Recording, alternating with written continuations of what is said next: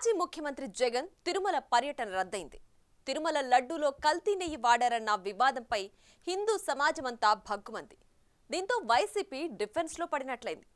ఒకవైపు ఆ వ్యవహారంపై విచారణ జరుగుతూ అవకతవకలు జరిగినట్లు బయటపడుతుండటంతో శ్రీవారి భక్తులంతా రగిలిపోతున్నారు. ఇలాంటి పరిస్థితుల్లో జగన్ తిరుమల పర్యటన అనడంతో రాష్ట్ర వ్యాప్తంగా ఆందోళనలు మొదలయ్యాయి. జగన్ డిక్లరేషన్ ఇవ్వాలన్న డిమాండ్లు పెరిగిపోయాయి. దీంతో లడ్డూల అంశాన్ని పక్కదారి పట్టించేందుకు డిక్లరేషన్ అంశాన్ని తీసుకొచ్చారని, తన పర్యటనకు అనుమతి లేదని నోటీసులు ఇచ్చారంటూ జగన్ టూర్ క్యాన్సిల్ చేసుకున్నారు. అయితే జగన్ రాకను అందరూ వ్యతిరేకిస్తుండటంతో ఆయన ఈ నిర్ణయం తీసుకున్నారని తెలిసిందే.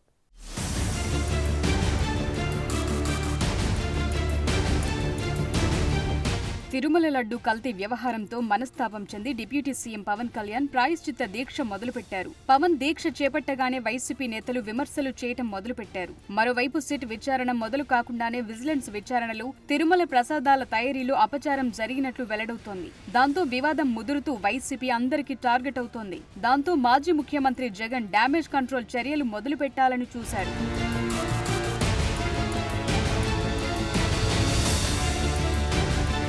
కల్తీ జరగకుండానే జరిగిందని చెప్తున్నారని ఆరోపిస్తున్న జగన్ ఈ నెల 28న రాష్ట్ర వ్యాప్తంగా ఆలయాల్లో పూజలు నిర్వహించాలని పిలుపునిచ్చారు. 28న జరిగే పూజల్లో వైసీపీ నేతలంతా పాల్గొనాలని జగన్ పిలుపునిచ్చారు. తిరుమల పవిత్రతకు చంద్రబాబు భంగం కలిగించారని, అందుకే పాప ప్రక్షాళన పేరుతో ఆలయాల్లో ప్రత్యేక పూజలు చేస్తామంటున్నారు వైసీపీ నేతలు. అంతేకాదు ఈ నెల 28న జగన్ స్వయంగా తిరుమల వెళ్లి శ్రీవారిని దర్శించుకుని పాప ప్రక్షాళన పూజ చేస్తానని ప్రకటించారు.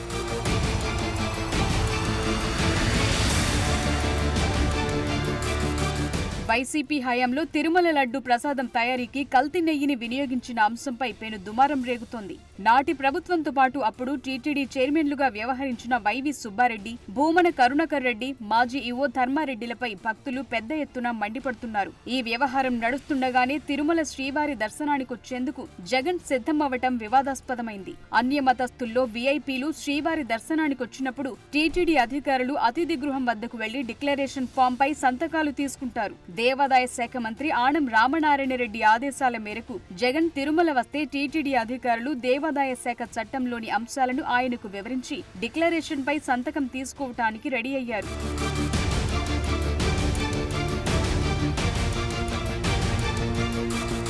టీటీడీ నిబంధనల ప్రకారం అన్యమతస్థులు శ్రీవారి దర్శనానికొచ్చినప్పుడు ఖచ్చితంగా అఫిడవిట్ సమర్పించాలి. దేవాదాయ శాఖ చట్టం 30/1987ను అనుసరించి 1990లో అప్పటి ప్రభుత్వం ఒక జీవోను విడుదల చేసింది. దాని ప్రకారం హిందువులు కాని వ్యక్తులు అంటే అన్యమతస్థులు శ్రీవారి ఆలయంలోకి ప్రవేశించాలంటే ముందుగా డిక్లరేషన్ ఫామ్ పై సంతకం పెట్టాలి. తాను వేరే మతానికి సంబంధించిన వ్యక్తినని, అయినా శ్రీ వెంకటేశ్వర స్వామిపై నమ్మకం, గౌరవం ఉన్నందున తనను దర్శనానికి అనుమతించాలని కోరుతూ వివరాలు పొందుపరిచి సంతకం చేయాలి.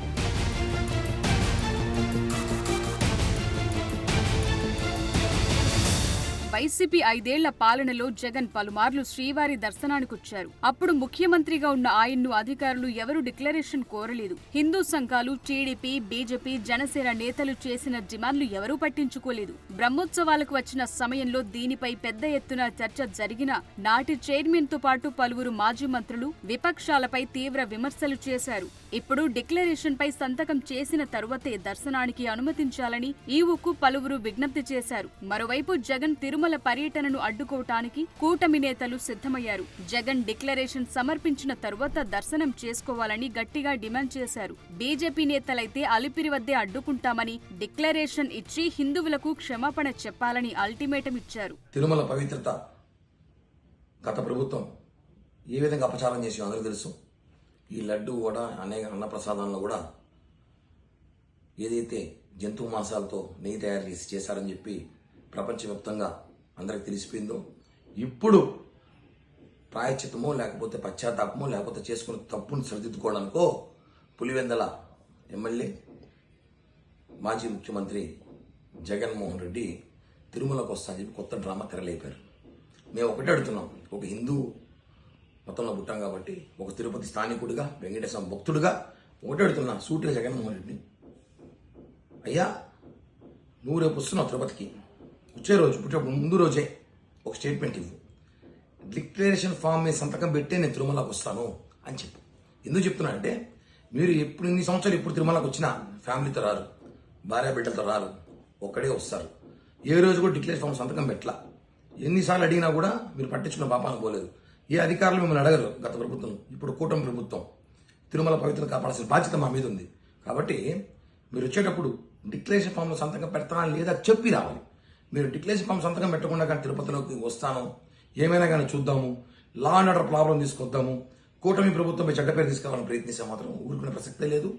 ఒకటే చెప్తాం, తిరుపతి స్థానికుడు వెంకటేశ్వర భక్తుడిగా డిక్లరేషన్ ఫామ్ సంతకం పెడతానంటేనే మీరు తిరుపతికి రావాలి.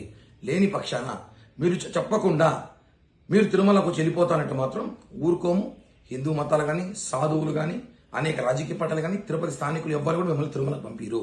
మిమ్మల్ని దర్శనం చేసుకోవాలంటే మీరు ఒకటే చెప్తున్నాం, డిక్లరేషన్ ఫామ్ మీద సంతకం పెడతానని మీరు స్టేట్మెంట్ ఇచ్చే రావాలని చెప్పి కూడా డిమాండ్ చేస్తున్నాం. అయితే వైసీపీ నేతలు మాత్రం జగన్ పక్కా హిందూ అని, సనాతన ధర్మ పరిరక్షకుడని చెప్పుకొచ్చారు. రాజకీయ కుట్రతోనే జగన్ ను డిక్లరేషన్ అడుగుతున్నారని విమర్శించారు. భూమన కరుణాకర్ రెడ్డి అయితే అసలు జగన్ కు డిక్లరేషన్ ఇవ్వాల్సిన అవసరం లేదన్నట్లు మాట్లాడారు. ఎన్ని రాజకీయ కుట్రలు పన్నినా తమ నాయకుడు దైవ దర్శనం చేసుకుని వెళతారని స్పష్టం చేశారు. ఖచ్చితంగా జగన్మోహన్ రెడ్డి గారు హిందూ సాంప్రదాయ దుస్తులు ధరించే దర్శనానికి వెళ్ళారు. ఇప్పటికి వెళ్ళిన ప్రతిసారి కూడా ఆయన అలాగే వెళ్ళారు.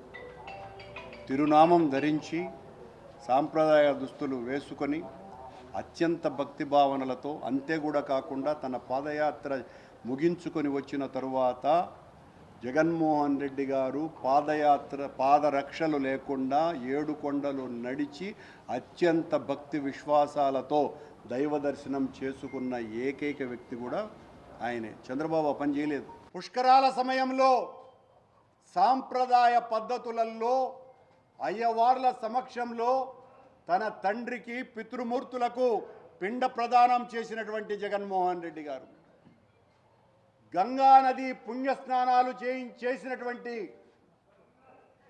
జగన్మోహన్ రెడ్డి గారు సాంప్రదాయ వేషధారణతోనే ఏది చేస్తే మీరు సంతోషిస్తారు, ఏది చేసినా సంతోషించరు, మీ వెనక రాజకీయ కల్మషమున్నది, రాజకీయ కుతంత్రమున్నది, కుట్ర ఉన్నది,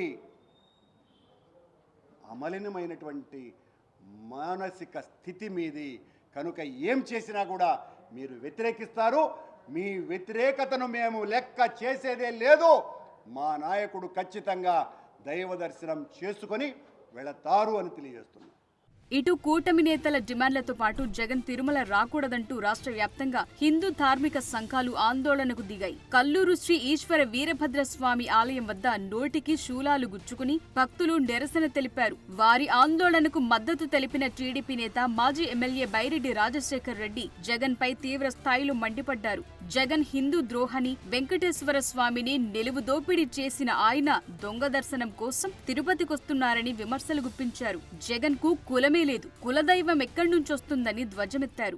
పాడు చేసి, పవిత్రతను నాశనం చేసి, మా సాంప్రదాయాలను అన్నిటినీ కూడా నాశనం చేసి, ఒకేసారి పవిత్రమైన కడప జిల్లాకు పేరు మార్చి వైఎస్ఆర్ జిల్లా అని పెట్టుకొని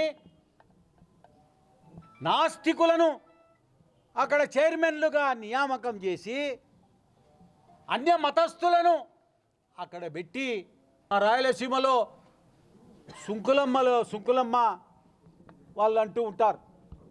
ఈ సుంకులమ్మల వాళ్ళ దగ్గర పెద్ద పెద్ద శిలకాలు ఉంటాయి, అదేమంటారు, కొరడాలు.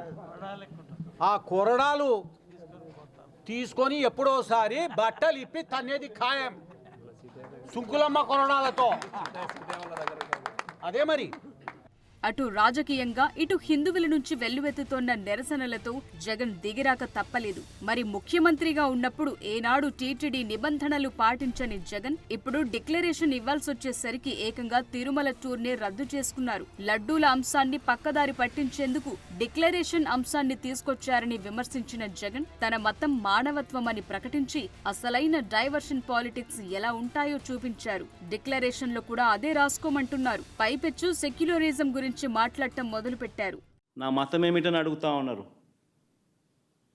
నా మతం మానవత్వం. డిక్లరేషన్లో రాసుకుంటానేమో రాసుకుంటా. భారతదేశం కాన్స్టిట్యూషన్, భారతదేశం కాన్స్టిట్యూషన్ నేను ఒకసారి చదువుతా. According to the preamble, India is a sovereign, socialist, secular, democratic republic. Secular అనే పదానికి అర్థం తెలుసని అడుగుతా ఉన్నా. గుడికి పోయే వ్యక్తిని నువ్వు ఏ మతము అని అడుగుతా ఉన్నావు. ఏ మతము అని చెప్పకపోతే గుడిలోకి ఎంటర్ కాకూడదు అని అంటా ఉన్నావు. సెక్యులర్ దేశం అని చెప్పి చెప్పుకుంటా ఉన్నాం. ఒక ముఖ్యమంత్రిగా పరిపాలన చేసిన వ్యక్తి పరిస్థితి ఇదే అయితే ఇక ఆ దళితుల పరిస్థితి ఏమిటి? గుళ్ళలే పోగలుగుతారా? పోయే పరిస్థితి ఉందా? పోనిస్తారా? రానిస్తారా? ఏం చేస్తూ ఉండు? నిజంగా రాజకీయాల్లో మతం పేరుతో రాజకీయాలు చేయడం ఎంత దౌర్భాగ్యమో నేను ఇదే బీజేపీ పార్టీని కూడా అడుగుతా ఉన్నా. మన సెక్యులర్ దేశంలో ఏ మతం వారైనా ఏ ప్రార్థనా మందిరానికైనా వెళ్లొచ్చని చెప్తున్న మాజీ ముఖ్యమంత్రి మతం పేరుతో రాజకీయం చేయటం ఎంత దౌర్భాగ్యమో అని ఆవేదన వ్యక్తం చేస్తున్నారు. హిందూయిజానికి రిప్రజెంటేటివ్లమని చెప్పుకుంటున్నారని బీజేపీ నేతలపై సెటైర్లు విసిరారు. అంతేకాని తన మతంపై ఉన్న వివాదానికి మాత్రం ఆయన క్లారిటీ ఇవ్వలేదు. తిరుమల నిబంధనల ప్రకారం డిక్లరేషన్ ఇస్తారని చెప్పలేదు. మొత్తానికి ఆయన తిరుమల యాత్ర అలా రద్దయింది.